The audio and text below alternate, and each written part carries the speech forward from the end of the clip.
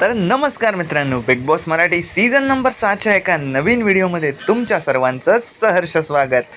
कसे आहात मित्रांनो? Welcome back to our new video. या व्हिडिओमध्ये काय मित्रांनो, तर या व्हिडिओमध्ये आपण बघणार आहोत ओपनिंग वोटिंग ट्रेंड्स. हा मित्रांनो, ओपनिंग वोटिंग ट्रेंड्स काय आहेत?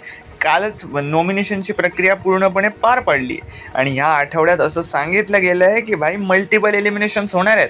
तर ती एलिमिनेशन कोणाची असतील आणि वोटिंग ट्रेंड्स काय आहेत, तर ते चला सुरू करूया.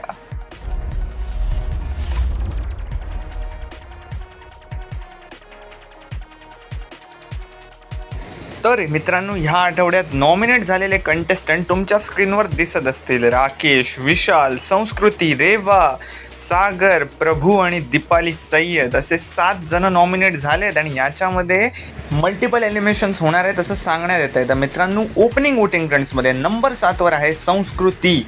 संस्कृती ही नवीन वाईल्ड कार्ड आलेली कंटेस्टंट आहे आणि ती ज्या प्रकारे खेळते ते खूप कन्फ्युजिंग वाटतंय. ती पण कन्फ्यूज होते आणि ऑडियन्स पण हिला एकदम बुद्धू समजतंय. तर मित्रांनो, नंबर 7वर ही आहे आणि हिला वोटिंग खूप कमी होतं आहे. तर नंबर 6वर कोण आहे? तर मित्रांनो, नंबर 6वर आहेत दीपाली सय्यद. दीपाली सय्यद हे नंबर 6वर आहेत, त्यांना वोटिंग होत नाही आहे. संस्कृती आणि त्यांच्या वोटिंगमध्ये थोडासा जास्त फरक आहे, पण त्यांना जर अशीच वोटिंग राहिली तर ते बॉटममध्ये राहणार आहेत आणि जर मल्टिपल एलिमिनेशन झालं तर यांच्यावर पण खतरा आहे मित्रांनो. तर नंबर 5वर कोण आहे? तर नंबर 5वर आहे मित्रांनो प्रभू आणि दीपाली सय्यद यांच्यामधला गॅप खूप कमी आहे. कधी पण दीपाली सय्यद पण वरती जाऊ शकतात आणि आता थोड्याशा मार्जिनने प्रभू वरती आहे. म्हणजे या आठवड्यात काय पण होऊ शकतं. प्रभूचा पण या आठवड्यात big Boss Marathi season number 6 मधून एक्झिट होऊ शकतो. तुम्हाला काय वाटतं ते मित्रांनो कमेंटमध्ये नक्की सांगा. तर मित्रांनो, नंबर 4वर कोण आहे? तर नंबर 4वर आहेत रेवा यांना ठीकठाक वोटिंग होत आहे आणि ते नंबर 4वर आहेत. प्रभू आणि त्यांच्यामधला फरक थोडा जास्त आहे, पण ते नंबर 4वर आहेत आणि मला त्या सेफ दिसत आहेत कारण त्यांचा राकेश बरोबरचा अँगल आहे आणि तो अँगल मला तरी वाटत नाही बिग बॉस काढणार आहेत. त्या वोटिंग ट्रेंड्समध्ये नंबर 4वर आहेत. तर मित्रांनो, नंबर 3वर कोण आहे? तर नंबर 3वर आहेत सागर कारंडे. सागर कारंडे यांना चांगली वोटिंग होत आहे. महाराष्ट्रातून तुफानीचा सपोर्ट त्यांना दिसतोय कारण नंबर 3वर आहेत ते आणि रेवापेक्षा त्यांचा मार्जिन खूप जास्त आहे. तेव्हा मला तरी वाटत नाही हे खाली येतील. त्याचबरोबर बिग बॉस पण यांना एवढ्या लवकर काढेल असं मला पण वाटत नाही, कारण सागर कारंडे यांना खूप चांगल्या प्रकारे बिग बॉसकडून पण सपोर्ट भेटतोय. तर मित्रांनो, नंबर 2वर कोण आहे? तर नंबर 2वर आहेत विशाल कोटियान. विशाल कोटियान हे ज्या प्रकारे खेळत आहेत, पहिल्यांदा यांना महाराष्ट्रातून खूप हेट भेटत होता, पण आता तीच महाराष्ट्रातील लोक यांना आता सपोर्ट करायला लागली आहेत कारण यांचा गेम खरंच लोकांना आवडतोय.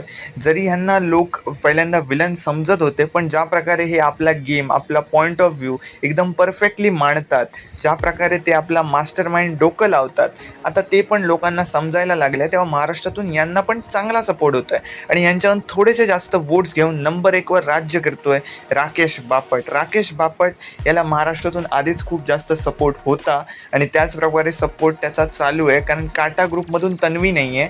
त्याच्यामुळे तन्वीचे सगळे जास्तीत जास्त वोट्स आहेत ते राकेशला जात आहेत. दीपालीला एवढे जात नाही आहेत, पण राकेश याला तन्वीचे फॅन्स वोट करत आहेत, त्याच्यामुळे तो नंबर 1वर राज्य करतोय मित्रांनो. तर मित्रांनो, हे होते ओपनिंग वोटिंग ट्रेंड्स. याच्यामध्ये पुढे जाऊन फरक पण पडणार आहे. तर मित्रांनो, आता आपण बोलूया की या आठवड्यातला जो ट्विस्ट आहे की मल्टिपल एलिमिनेशन्स होणार आहेत असं सांगण्यात येतं आहे. तर मित्रांनो, मल्टिपल एलिमिनेशन झाले तर खतरा कोणावर असेल? सर्वात जास्त धोका कोणावर आहे? तर मला वाटतं मित्रांनो, प्रभू, रेवा, दीपाली सय्यद आणि संस्कृती या 4 जणांवर खूप जास्त धोका राहील असं मला वाटतंय. खास करून मला दीपाली सय्यद, संस्कृती आणि प्रभू यांच्यावर खतरा दिसतोय. आता कोण बाहेर जाईल, काय होणार आहे पुढे वोटिंग ट्रेंड्समध्ये बदलाव होतील, ते सगळे घेऊन मी येणार आहे. तेव्हा माझ्या चॅनलला सबस्क्राईब करायला विसरू नका.